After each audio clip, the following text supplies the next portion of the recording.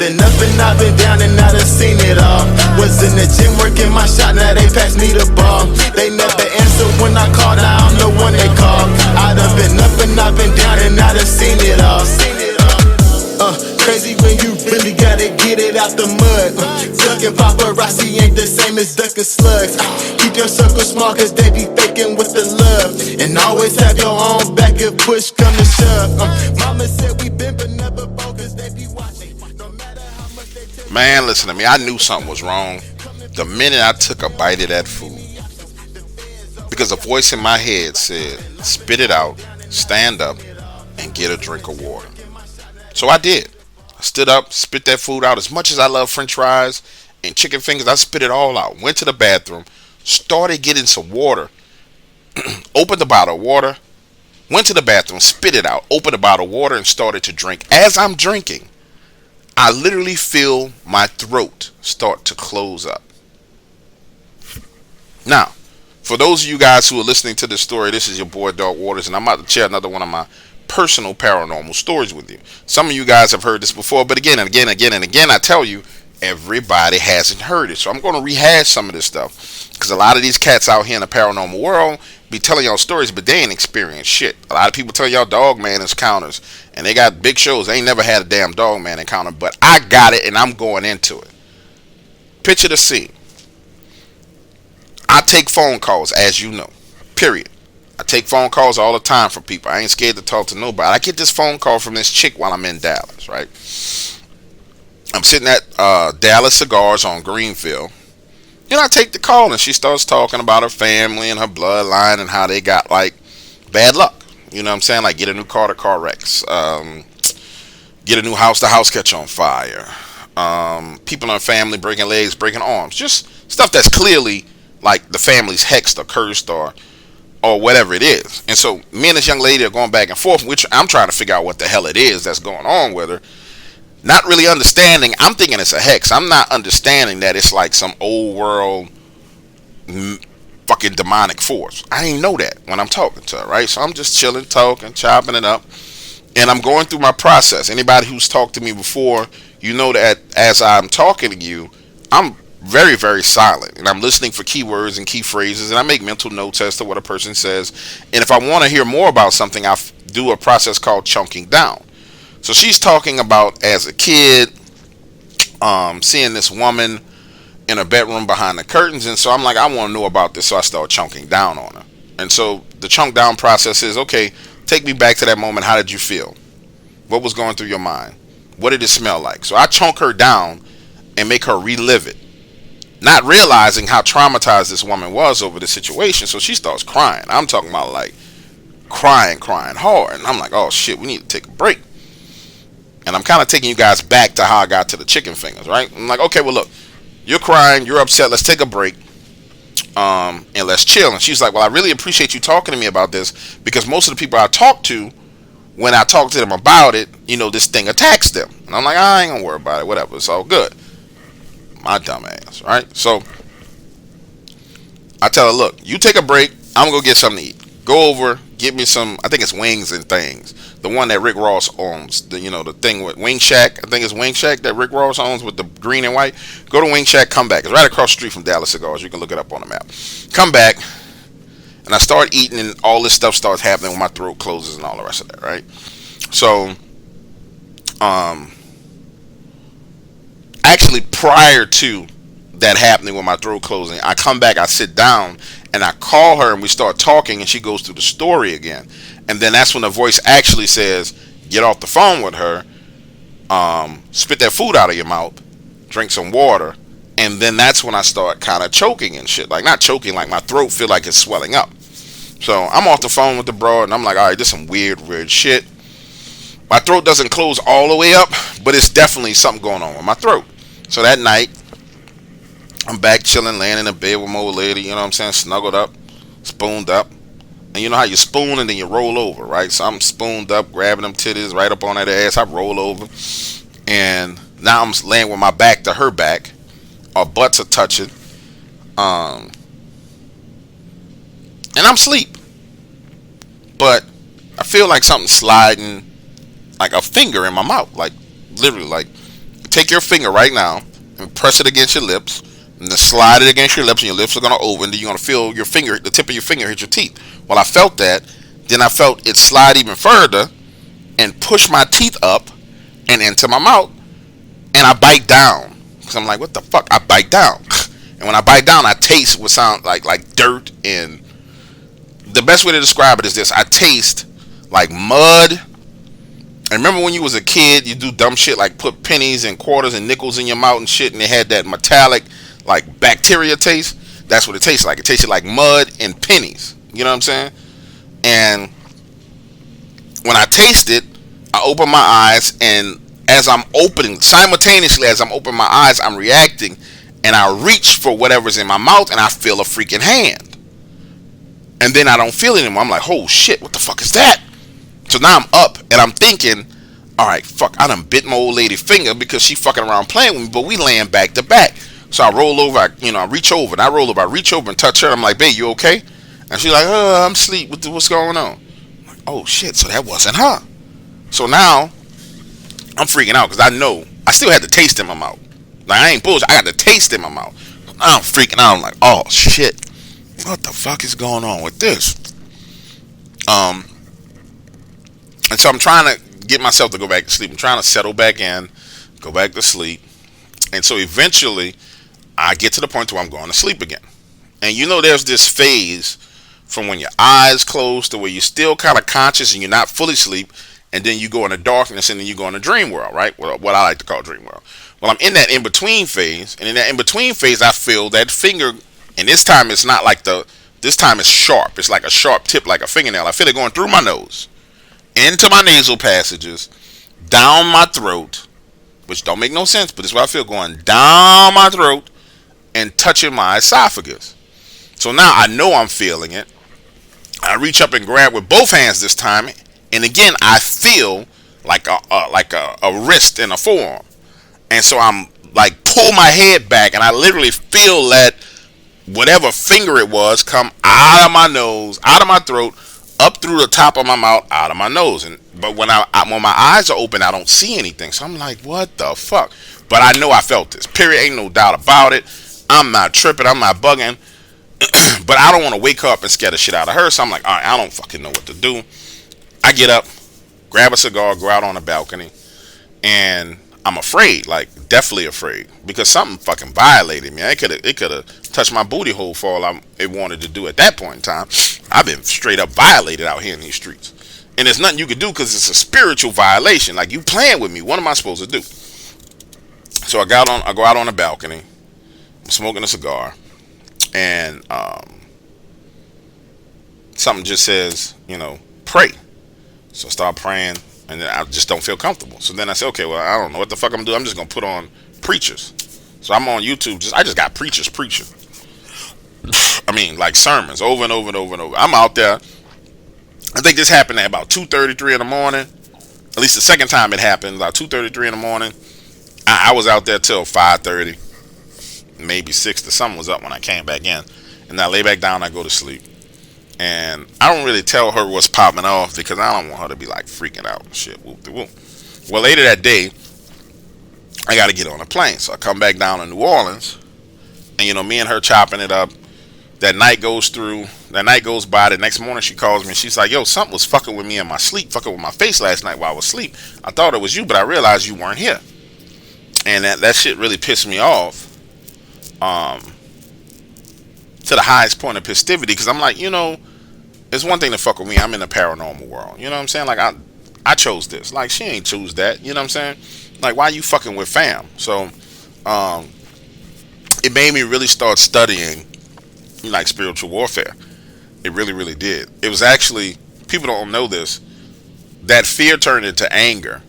Because I was pissed. You know what I'm saying? Like, there's a couple of things you don't fuck with. You don't fuck with my sons. You don't fuck with Helen or Troy. You know what I'm saying? There's 2 things you don't fuck with. Like, we going to war. I don't give a fuck what it is. And so I was pissed, and I really started studying the spiritual warfare. And that's when I started befriending people who were exorcists and, like, literally fought demons. And that's why we have, like, 3 exorcists that are a part of the Dark Waters family. I don't really talk about them much because they don't want to be talked about much. But I tell you, they got the skills. And like I told you guys before, what I learned was, because I helped her, that young lady, which really wasn't a whole bunch of help, I just talked to her and listened to her, I was getting hit by that entity that was pissed off that she was getting any kind of help. Like, it was mad because she was getting any kind of help. Now, pause. People talk about like Vault and Lakia, and Lakia can attest to this because she and I talked about this back then. And I ran the situation by her, and she was like, yo, it's fucking with you, D, because you out here not minding your business. Like, well, why should I? She was like, look, I'm telling you, like, those spirits don't like, those old world spirits are powerful, and they don't want nobody getting help. They want that person to be where they are. And she was like, you're going to need to pray, you're going to need to protect yourself, boom, boom, boom, boom. That's why I tell people, Lakia is my girl. You fuck with Lakia, I'm going to war. Because she was with me through a whole bunch of shit. Another story with Lakia. It's like 2 o'clock in the morning. This is when she wouldn't really sleep, right? She was up late. Like, Vault would go to bed, she'd be up late as shit. I'm laying on the sofa. Back in them days, shit wasn't going too well, so I had like this old ass sofa. I'm talking about one of them sofas where you got to put the board in that bitch in order to lay on it, because it's no springs in it, right? So I'm laying on this sofa with the board under the cushions, and I got this big 50-inch TV, and I'm watching Psych, like 2-3 o'clock in the morning. And it's like, I know that I'm not telling the truth, and I know that you know that they don't have any proof. So I'm just like chilling because I love the TV show. I'm like dancing. I can't sleep. I'm like kind of laying on the sofa dancing, whoop-de-woo, smiling, and I hear a motherfucking growl. When I say a growl, the light's on in the room. It ain't dark. I'm talking about, you hear, what the fuck is that? And I try to ignore it at first, right? But I grabbed the PlayStation remote because I'm watching it via the PlayStation, right? Pause the show, and I'm sitting there just in silence trying to figure out what the fuck is going on, and it happens again. Like DMX in that bitch, you know, he like DMX is in that bitch floating around growling like his spirit is in my crib. And I'm like, fuck, what the fuck is this, man? So the only person I can call that time of night is Heather Wade or Lakia. Call Heather, she ain't answering the phone. Call Lakia. She answered the phone. Hey, brother, what's going on? I'm like, girl, some shit in this motherfucker growling. She's like, what you mean? I'm like, some shit in this bitch straight growling, like DMX. And so she laughing and shit. She's like, you know, I think it may be associated with the stuff with the lady. You know, you got to do your prayers. She's like, go to your prayer altar, do your prayers. And so we're talking back and forth. And she's like, when I'm getting tired, I'm going to go to sleep. Boom, we get off the phone. Now I'm feeling naked and alone. You know, they got a TV show, Naked and Afraid. I'm out here in these streets feeling naked and afraid. And I'm laying on the sofa, and I just like, okay, Jesus, I'm going to need you to help me out with this one. This one is wild. They growling in here. It's like dogs in this bad boy. I'm going to need that to stop. In the name of Jesus, I'm going to need you to help me get this to stop. I ain't know what really. Back in them days, I'm just trying whatever. You know what I'm saying? But the growling goes away. And I'm like, okay, cool. Bet. You know, I go to sleep. A couple of days later, I'm taking phone calls again. And guys, if you've been around for a while, you know this is during the time period where I was telling everybody, don't call me with no demonic shit. Keep that away from me. This is why I was like that, right? I'm out there on the porch. It's about 10 o'clock. Cat called me, right? Chopping it up with him. Yo, what's up, man? Blah, blah, blah, blah, blah. He's talking about, you know, this demonic shit that was fucking with him. Whoop-de-woo. And on that porch of that house where you go see the picture on Facebook, you know, I'm up elevated on that porch. There's that screen.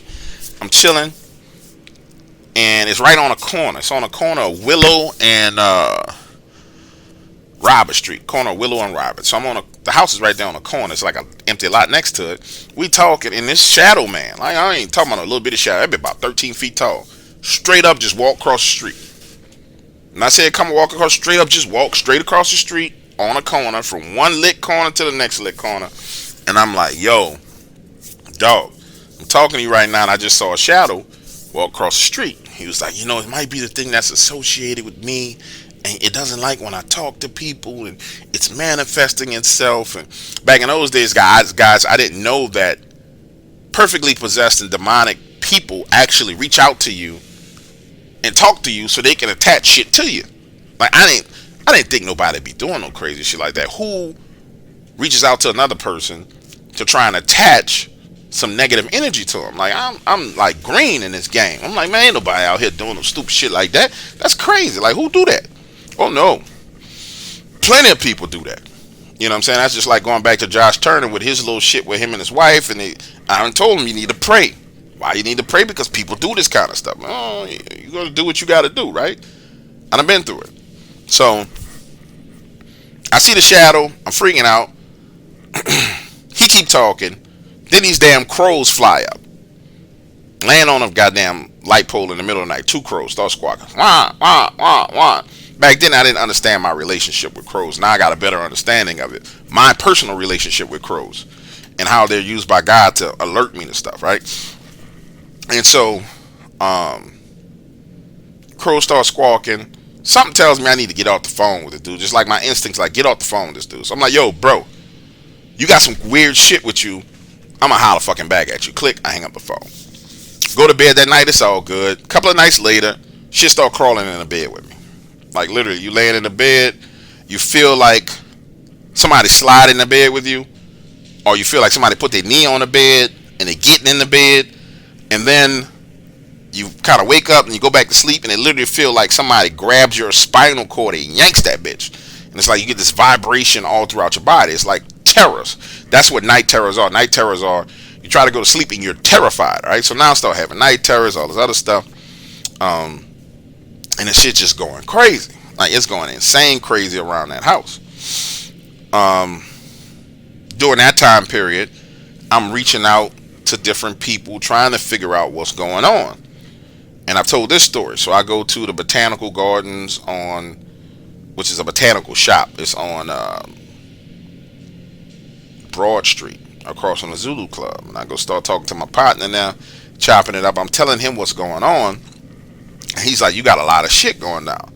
He's like, first of all, he said, you need to understand why this is happening. I was like, I don't understand why. And he said the most significant, profound thing I ever heard. He said, God chooses to afflict those that he loves. And he was like, God loves you, so he's afflicting you. And I was like, that don't make no damn sense. He says, no. Listen to me, James. He says, there are different types of affliction. There's physical afflictions. There's emotional afflictions, not afflictions. Physical affliction, emotional affliction, and then there's spiritual afflictions. He was like, so you getting hit across the board, and it's a sign of your strength as opposed to a sign of weakness. I was like, man, that shit don't make no sense at all. And he was like, go back and read your book of Psalms and see what David said about God. So I go through the book of Psalms, I read them, like, sure enough, it says that God afflicts those he loves and chastens them to come close to him. And he was like, when you get through this, you will be very strong and have a very strong relationship with God, but you're going to have to go through it, and there's no way to run from it. He was like, so you need to start educating yourself. So he starts giving me these books, all this other stuff. And like the books he's giving me, he's tearing pages out. Like, okay, here's this book. We're tearing these 10 pages out, and he's shredding them. Like, don't even bring this in your house with this in it. Boom, boom, boom. So I'm reading and studying and studying. And he was like, after you read that, read your Bible and pray for discernment. So that's when I first realized the relationship that I had with crows on a spiritual level. Because guys, if you remember, when I went to Taylor with Skip, we were out there on the side of the road, and the crows actually landed on a light pole and started squawking like wah wah wah, like looking at me squawking, like telling me, get your dumb ass from around here. You know what I'm saying? You tripping, get your ass from around here. And I didn't listen because I didn't understand it. All right. Then I'm on the phone with the guy who's got the demonic deal in the shadow across the street. The crows are squawking again. Since then,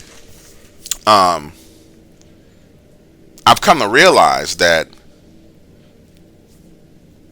they warn me, and it sounds crazy, but somehow they serve as a warning, for personal warning for me all the time. Give you an example. I take a phone call about 2 weeks ago, right? Guy calls.